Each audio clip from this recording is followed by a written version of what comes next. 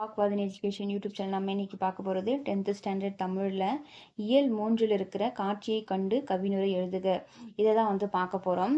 இங்கே பாருங்கள், இந்த பிக்சரை பாருங்கள். ஒரு பொண்ணு வந்து ஒரு நாய்க்குட்டிக்கு வந்து ஒரு உணவு கொடுக்குற மாதிரி வந்து கொடுத்துருக்கு. இதுவும் ஒரு விதமான விருந்தோம்பல் வந்து பண்பு தான். இதை பற்றின நம்ம ஒரு கவிதையாக வந்து இதை வந்து எழுத போகிறோம். ஃபர்ஸ்ட் லைன் பாருங்க. பகிர்ந்து உண்ணும் பண்பாடானது பரிவுடன் வெளிப்படுகிறது. இந்த பிக்சரை பார்த்தோன்னே நமக்கு எப்படி தெரியுது? அவளுக்கு கிடைச்சதா பகிர்ந்து கொடுக்குறா அந்த நாய்க்கு. அப்போ பகிர்ந்து உண்ணும் பண்பாடானது பரிவுனா ஒரு அன்போடு வந்து வெளிப்படுகிறது அப்படின்னு சொல்றாங்க. பசியாறும் பண்பானது பகட்டின்றி நேர்கின்றது. அந்த நாய்க்குட்டியோட பசியே ஆத்துறான். அதனால பசியாறும் பண்பானது பகட்டின்றி நேர்கின்றதுன்னு சொல்றாங்க. அதுக்கப்புறம் பஞ்சந்தீரும் வரமானது பட்டினியின்றி சுழல்கிறது.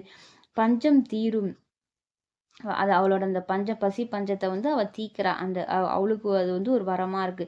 பஞ்சம் தீரும் வரமானது பட்டினியின்றி அவளை அந்த நாய்க்குட்டி வந்து பட்டினின்றி வாழறதுக்கு அது வந்து உதவுது. அதனால பட்டினின்றி சுழல்கிறதுன்னு எழுதுறோம். பார் போற்றும் பகிர்வானது பாரபட்சமின்றி ரட்சிக்கின்றது. பார் போற்றும், இந்த பகிர்ந்துன்ற பழக்கமானது பார் போற்றும்னா உலகம் போற்றுகின்ற ஒரு பகிர்வு அப்படின்னு சொல்றாங்க. பார் போற்றும் பகிர்வானது பாரபட்சம் இல்லாம இவங்களுக்கு தான் உணவு கொடுக்கணும் இல்லாம எல்லாருக்கும் கொடுக்குற அந்த பண்பாடானது வந்து பாரபட்சமின்றி ரட்சிக்கின்றது அப்படின்னு சொல்றாங்க. பகிர்ந்துண்ணும் பண்பாடானது பரிவுடன் வெளிப்படுகிறது. அதுக்கப்புறம் நெக்ஸ்ட் பசி ஆற்றுகின்ற அந்த பண்பானது பகட்டின்றி நேர்கின்றதுன்னு சொல்றாங்க.